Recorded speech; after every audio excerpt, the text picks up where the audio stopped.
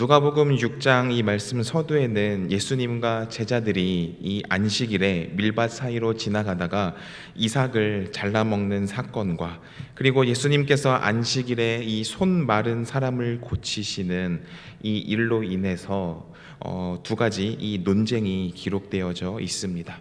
그래서 이 바리새인들과 서기관들은 안식일의 규정을 문자적으로 그리고 매우 엄격하게 적용을 하면서 예수님과 이 제자들의 행동이 율법을 위반한 것이다, 이렇게 강력하게 비난을 하고 있습니다. 그들에게 있어서 이 안식일은 지켜야 할 무거운 의무이자 규제였던 것이죠.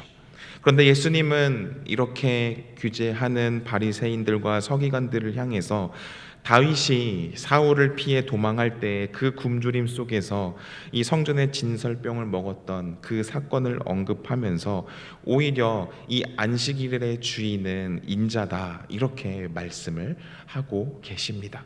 또한 손 마른 사람을 고치면서 6장 9절을 보면은 내가 너희에게 묻노니 안식일에 선을 행하는 것이 옳으냐 아니면 악을 행하는 것이 옳으냐, 생명을 구하는 것이 옳으냐 멸하는 것이 옳으냐라고 질문을 하고 계십니다. 이 사건들은 우리에게 이 안식일이 무엇인지, 그리고 안식일의 참된 정신을 예수님께서 가르쳐 주고 계시는 거죠. 안식일은 단순히 아무것도 하지 않고 그저 쉬는 날이 아니라는 것입니다. 그것은 하나님의 창조 질서 안에서 이 인간의 필요를 채우고 그리고 생명을 살리며 선을 행하는 날이라는 것입니다. 율법의 정신은 인간을 억압하고 속박하는 것이 아니라 오히려 인간의 자유와 그리고 이 생명을 풍요롭게 하기 위한 하나님의 사랑으로부터 시작되는 것입니다. 이 안식일 논쟁은 오늘날 우리 예배 생활에도 적용이 되어집니다. 혹시 우리는 이 예배를 비롯한 신앙 생활을 무겁고 답답한 의무나 지켜야 할 규칙 정도로 생각하고 계시지는 않으신지요? 형식적인 출석이나 헌금, 봉사, 이러한 것들이 하나님과의 진정한 만남, 이 교제를 가로막는 장애물이 되고 있지는 않으신지요? 예수님은 우리가 율법의 껍데기에 갇혀서 생명을 잃어버리는 것을 원하지 않으십니다. 예배는 우리가 지켜야 할 그 규정, 그것을 뛰어넘어서 생명의 근원이신 하나님을 만나서 충전하고 그리고 회복하고, 그리고 이 예배 안에서 진정한 자유를 누리는 특권의 시간이 바로 이 예배의 자리인 것입니다. 우리가 영적으로 메마르고 지쳐 있다면 그것은 어쩌면 이 예배가 하나님을 만나는 기쁨의 시간으로 나아가지 못하고 의무감만 가득하기 때문일지도 모릅니다. 오늘 이 시간 우리는 하나님을 만나는 이 기쁨을 회복하기를 소망합니다. 예배를 통해서 우리 영혼의 갈급함을 채우고 그리고 하나님의 임재 속에서 참된 평안과 위로를 받기를 소망합니다. 예배는 우리의 삶을 변화시키는 강력한 통로입니다. 예배를 통해서 우리는 세상의 모든 짐을 내려놓고 그리고 주님 앞에 나아가서 주님을 인격적으로 만나는 그 감격과 기쁨의 시간이 되어야 합니다. 그리고 그래 했을 때에 우리의 삶은 비로소 예배의 이 능력과 그리고 하나님의 사랑으로 충만하게 되어진다는 것입니다. 이어서 예수님께서 밤이 새도록 기도하신 후에 이 12 제자를 부르는 그 장면이 뒤이어 소개되어집니다. 이 기도 시간은 단순히 의무 수행이 아니었습니다. 이 기도의 시간은 예수님께서 하나님과의 깊은 교제 그리고 하나님과의 깊은 만남의 시간이었던 것이죠. 예수님은 이 새벽 일찍 일어나서 홀로 기도하셨고 그리고 그 기도 속에서 하나님의 뜻을 확인하며 그리고 이 세상의 기초를 이제 새롭게 다시 세워갈 그 사역을 시작하십니다. 그렇다면 우리의 예배는 어떠합니까? 교회에 나와 앉아 있는 것 자체가 이 신앙인의 당연한 도리라고 생각하며 그저 해야 할 일 중에 하나라고 여기고 있지는 않은지요? 그러나 제가 계속해서 반복해서 이야기하지만 성경이 말하는 이 예배는 훨씬 더 깊고 풍성한 것입니다. 그렇기 때문에 이 예배를 통해서 우리가 하나님 앞에 나아가서 하나님의 임재를 경험하고, 그리고 하나님의 음성을 듣고, 그리고 하나님과의 친밀한 관계 속에서 우리 영혼이 회복되어져야 하는 것이죠.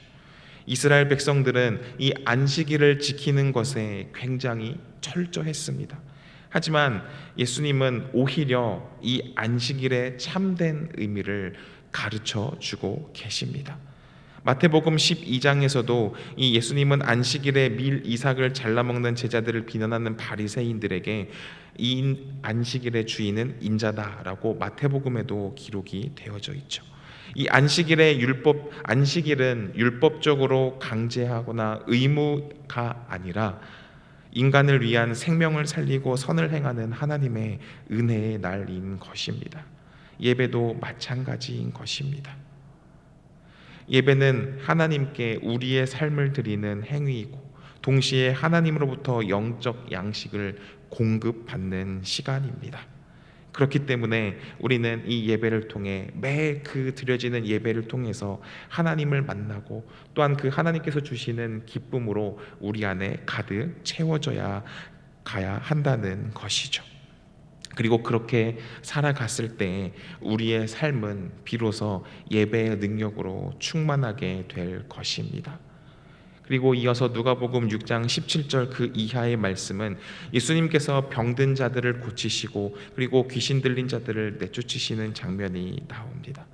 예수님은 병들고 소외된 자들을 외면하지 않으시고 그들에게 다가가서 치유와 회복을 베풀어 주셨습니다.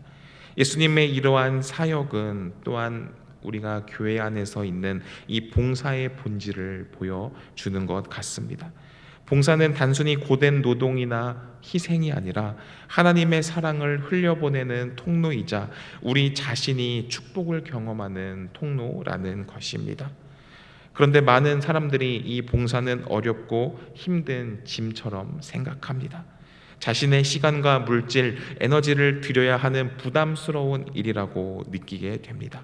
하지만 이 성경은, 그리고 이 예수님은 이 봉사를 다른 시각으로 조명합니다.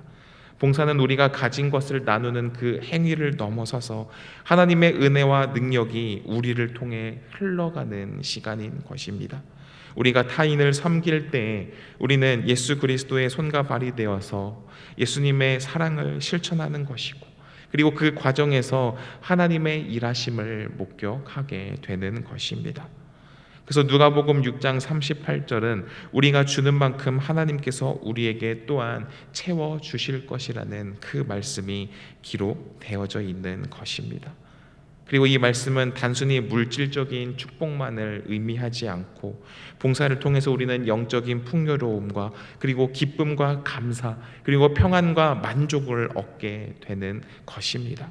이 봉사를 통해서 남을 도울 때 느끼는 보람과 행복은 세상의 어떤 것으로도 바꿀 수 없는 진정한 축복이기 때문입니다. 우리가 봉사하는 그 순간 하나님의 손에 붙들린 도구가 되는 것입니다. 우리의 부족함에도 불구하고 하나님은 우리를 통해서 놀라운 일을 이루어 가십니다. 예수님께서 오병이어 기적을 일으키실 때도 어린아이의 그 작은 도시락에서부터 사용되지 않았습니까? 우리의 작은 섬김과 봉사도 주님 손에 들릴 때에 위대한 기적으로 이어질 수 있다는 것입니다.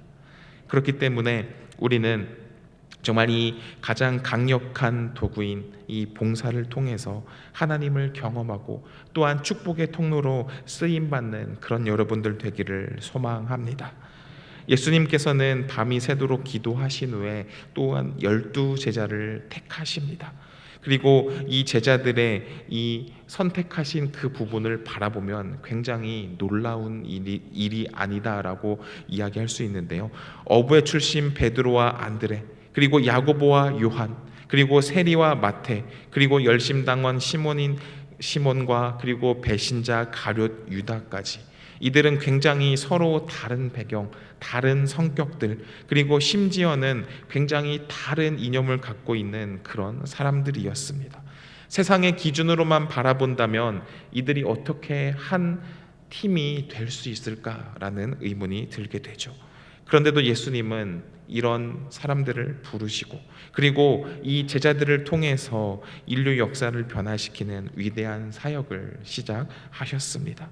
이는 하나님의 선택 기준이 이 세상의 기준과 얼마나 다른가를 보여주는 것입니다. 세상은 보통 능력이나 재능, 배경, 학벌, 명예 이것을 기준으로 삼고 사람을 선택하고 평가합니다. 하지만 하나님께서는 그렇게 선택하는 것이 아니라 부족하고 약하고 심지어 죄 많은 사람들을 택하셔서 오히려 그 사람들로 하여금 하나님의 영광을 드러내십니다. 예수님은 지극히 평범하고 어쩌면 세상에서 주목받지 못했던 이들을 불러서 제자로 삼으셨습니다. 이는 우리의 가치와 가능성이 세상의 잣대에 의해서 결정되는 것이 아님을 분명히 보여주는 것입니다. 하나님은 우리가 얼마나 유능한지를 바라보시는 것보다 우리가 얼마나 겸손하게 하나님을 의지하는가 그것을 바라보신다는 것이죠. 우리가 얼마나 완벽한지보다는 우리가 얼마나 주님의 은혜를 사모하는가 이것을 더 중요하게 바라보신다는 것입니다. 어떤 이들은 자신의 부족함 때문에 주님의 일을 감당할 수 없다라고 생각하는 분들도 계십니다. 하지만 누가복음 6장에 나타난 제자들의 모습은 우리에게 큰 위로와 용기를 가져다 줍니다. 우리는 완벽해서 부름을 받은 것이 아니라 하나님의 은혜와 하나님의 선택으로 부름받은 존재라는 것입니다. 중요한 것은 우리의 자격이 아니라 우리를 부르신 하나님의 능력과 신실하심에 있다는 것입니다. 그렇기 때문에 우리는 주님의 부르심에 순종하고 그리고 하나님의 말씀 안에서 우리의 참된 정체성을 발견하는 것이 중요합니다. 하나님은 우리가 가진 작은 것을 통해서 큰 일을 이루어 가시는 분이십니다. 우리가 우리의 부족함을 인정하고 주님을 더욱더 인정하며 나아갈 때 하나님은 우리를 통해 하나님의 놀라운 계획을 이루어 가신다는 것입니다. 그리고 오늘 이 누가복음 6장 말씀 중에서 가장 하이라이트라고 할 수 있는 부분은 6장 27절 이 말씀입니다. 너희 원수를 사랑하며 너희를 미워하는 자를 선대하라라는 이 예수님의 말씀입니다. 이 말씀은 세상의 도덕적 기준을 초월하는 이 하나님 나라의 가장 급진적이고 이 역설적인 사랑의 원리를 제시합니다. 세상은 나를 해한 자에게는 그에 상응하는 복수를 하거나 최소한 멀리하는 것이 일반적인 상식입니다. 그런데 오늘 본문 말씀에서 예수님께서는 원수를 사랑하고 그리고 미워하는 자를 선대하고 그리고 저주하는 자를 축복하고 모욕하는 자를 위해서 기도하라라고 명령하십니다. 이것은 인간으로서는 굉장히 불가능해 보이는 명령이죠. 근데 여기서 중요한 것은 이 원수를 사랑하라라는 것이 단순히 나의 감정을 억누르고 그리고 그 앞에서 아무렇지 않은 척 속이는 것이 아니라는 점입니다. 많은 사람들이 원수를 사랑하라라는 말씀을 들으면 미워하는 마음을 숨기고 억지로 좋아하는 척 해야 하는가라고 생각을 합니다. 하지만 성경이 말하는 사랑은 그런 것이 아닙니다. 성경에서 말하는 원수 사랑은 그 상대방이 더욱더 거룩해지기를 그리고 더 나은 사람이 되기를 진심으로 원하는 마음인 것입니다. 그렇기 때문에 이 원수를 사랑하고 너희를 미워하는 자를 선대하라라는 이 명령은 단순히 참고 견디라는 것이 아닙니다. 이것은 이제 악의 순환고리를 끊는 적극적인 행동이 되는 것입니다. 상대방의 입장에서 생각해보고 그리고 그들의 상처와 아픔을 이해하고 그리고 무엇보다 그들이 하나님 사랑 안에서 더 나은 사람이 될 수 있도록 진심으로 바라는 마음인 것입니다. 때로는 그들이 왜 그럴 수밖에 없었는가를 알게 되면 이 미움이 연민으로 그리고 연민이 사랑으로 바뀌기도 하는 것입니다. 오늘 이 자리에서 함께 예배하는 성도 여러분, 오늘 우리는 이 누가복음 6장의 말씀을 통해서 하나님 나라의 이 역설적인 이 원리들을 빠르게 살펴보았습니다. 예배는 의무가 아니라 하나님과의 인격적인 만남의 시간이고 그리고 봉사는 짐이 아니라 축복의 통로임을 살펴보았습니다. 또한 하나님의 선택 기준은 세상과 다르며, 그리고 원수를 사랑하는 것이야말로 하나님의 자녀된 우리의 본분임을 다시 한번 확인합니다.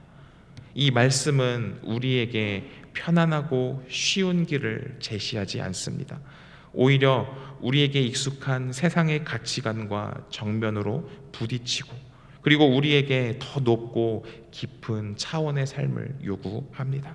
그러나 바로 이 역설적인 진리 안에서 참된 자유와 기쁨, 그리고 영원한 생명이 있음을 우리는 발견해야 하는 것입니다. 이 누가복음 6장은 우리에게 완전히 새로운 삶의 방식을 제시합니다. 안식일의 참된 의미는 형식적인 종교성을 넘어서서 생명을 살리고, 그리고 관계를 회복하는 사랑의 실천에 있습니다. 진정한 쉼은 바쁜 일상 속에서도 소중한 사람들과 의미 있는 시간을 보내는 것입니다. 하나님의 선택 기준은 세상의 스펙이 아니라 부르심에 응답하는 마음에 있습니다. 하나님은 우리의 능력과 배경을 보시기보다는 우리가 어떻게 말씀으로 삶을 살아가고, 그리고 하나님을 섬기며 살아가는가, 그것을 더욱더 중요하게 바라보신다는 것입니다. 그리고 원수를 사랑하라라는 것은 단순한 이상이 아니라 이 악의 고리를 끊고 새로운 관계를 만들어가는 것을 의미합니다. 작은 용서와 이해에서 시작되는 변화는 우리 주변의 모든 관계를 새롭게 만들어 갈 수 있을 것입니다. 오늘 우리가 직면한 일상의 모든 관계와 그리고 모든 상황 속에서 이 가치관으로 살아갈 때 우리는 진정한 하나님 나라의 백성이 될 수 있을 것입니다. 효율성보다는 사랑을, 경쟁보다는 화해를, 복수보다는 용서를 선택하는 것, 이것이 바로 예수님이 우리에게 보여주신 삶이고 예수님의 가르침인 것입니다. 오늘 이 말씀을 묵상하면서 우리도 예수님의 모습을 조금 더 닮아가기를, 또한 예수님이 보여주신 이 삶을 뒤따라 걸어가는 제자의 삶을 살아가는 모든 성도님들 되시기를 축복합니다. 기도하겠습니다. 하나님 아버지, 오늘 이 시간 말씀을 살펴보면서 예수님이 주신 이 가르침을 우리가 다시 한번 묵상해 봅니다. 예수님의 가르침이 정말 이 세상의 가치관과 많은 충돌이 있지만 우리가 세상의 가치관보다는 예수님의 그 가르침을 더 쫓으며 살아가는 예수님의 제자가 되게 하여 주시옵소서. 세상에서 말하는 그 편리와 그리고 세상에서 말하는 그 가치관을 더 쫓으며 살아가기보다는 주님의 말씀을 순종하며 주님의 그 인도하심에 뒤따라 걸어가는 그러한 예배자가 되게 하여 주시옵소서. 그리하여서 우리가 주님의 그 사랑을 경험하고 또한 그 경험한 사랑을 세상 속에서 날마다 실천하며 살아가는 그리스도인 예배자가 되게 하여 주시옵소서. 감사드리며 예수 그리스도 이름으로 기도합니다. 아멘.